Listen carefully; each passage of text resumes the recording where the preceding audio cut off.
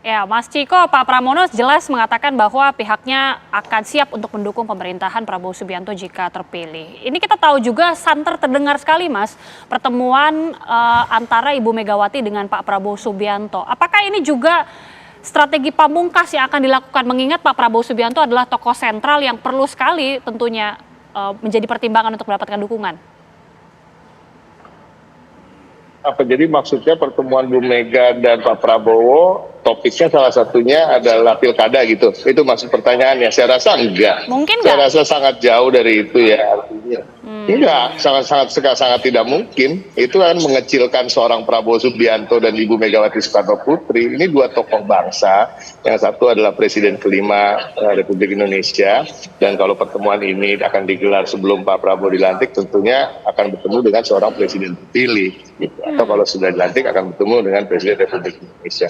Yang dibicarakan tidak mungkin seremeh-temeh terkait dengan pilkada, seremeh-temeh terkait dengan dukungan politik atau hal-hal yang sifatnya teknis. Yang mereka akan bicarakan, saya bisa pastikan lebih terkait dengan masa depan bangsa kita, bagaimana Indonesia bisa menjadi negara yang kuat, mempunyai daya saing di era ekonomi global yang begitu berat sekarang, dan juga bagaimana menyejahterakan rakyat, bagaimana mengentaskan kemiskinan ke depannya. Mereka akan saling bertukar pikiran.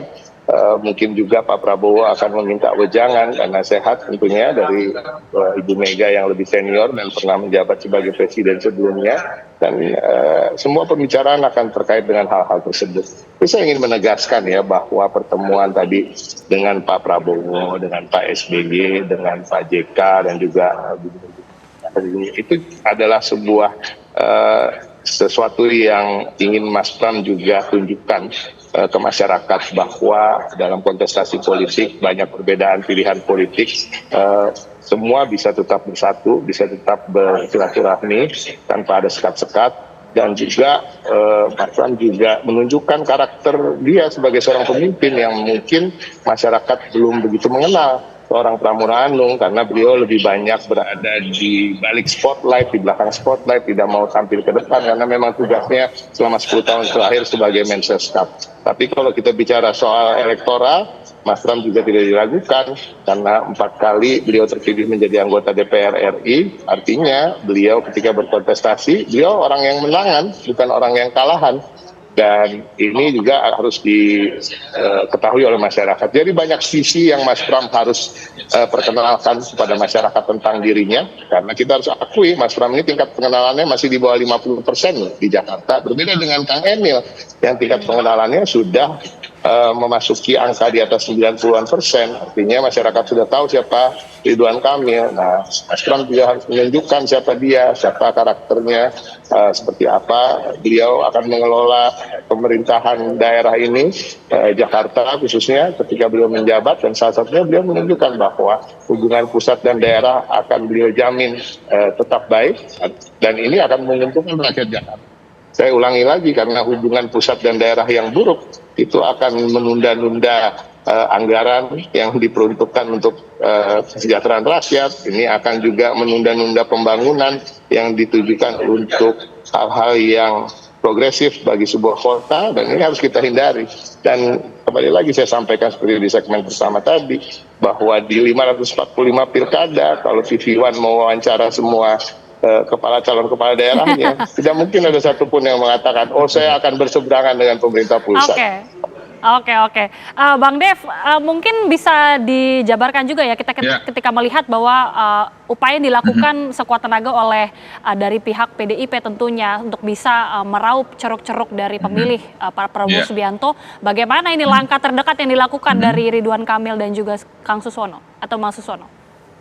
Ya, kita nggak harus segera menyikapi atau menganggap statement tersebut ya. Kita lebih kepada fokus untuk pengenalan dan juga pemahaman masyarakat terhadap kepemimpinannya Pak Ridwan nanti ini ya, Ridwan Kamil Pak Suswono. Itu yang lebih kita utamakan, itu yang lebih terus kita jalankan agar masyarakat itu lebih benar mengenal, mengetahui, memahami, sehingga datang ke TPS itu penuh dengan keyakinan, tidak dengan keraguan, tapi tahu persis bahwa yang saya mau pilih adalah Ridho yang ada Monasnya karena A, B, C, D, E, F.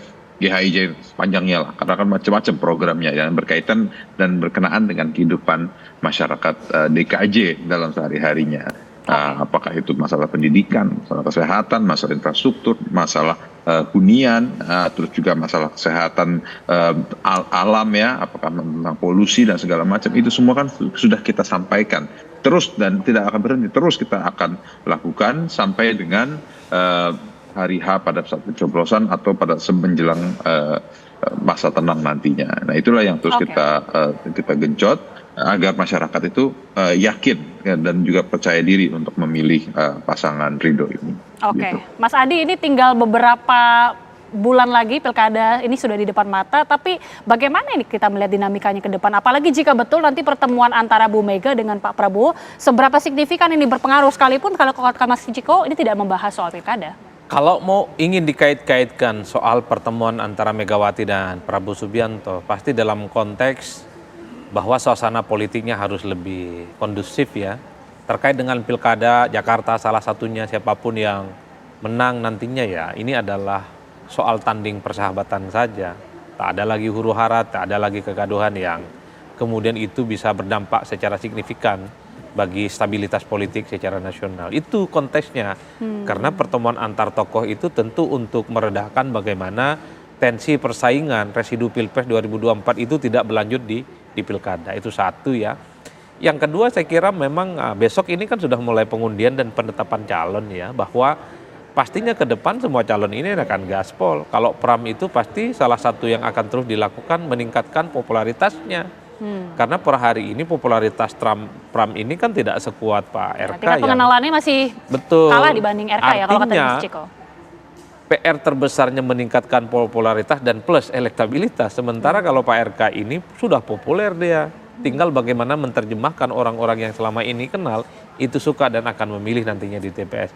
Jadi dalam rentang kurun waktu kurang lebih sekitar 2-3 bulan ke depan apapun masih mungkin sangat terjadi. Dan saya hakul yakin bahwa semua calon ini akan memanfaatkan sekecil apapun peluang kampanye dan komunikasi politik yang akan mereka lakukan, ketemu tokoh, ketemu figur, ketemu artis, tokoh-tokoh lokal, tokoh Betawi, ulama, habaib, kiai, syekh, para pendeta dan tokoh-tokoh agama yang dinilai mampu memberikan support moral dan secara politik yang bisa dimaksimalkan sebagai bentuk dukungan politik. Ya, sekali lagi pilkada ini sudah di depan mata, jadi tinggal waktunya sedikit gaspol ya Mas Adi. Gaspol. Oke, kita akan lihat bagaimana dinamika ke depannya, tapi terima kasih sekali lagi Mas Adi Praetno, Mas Ciko terima kasih, Mas Dev Laksono terima kasih sudah bergabung bersama kami di Apa Kabar Indonesia Malam.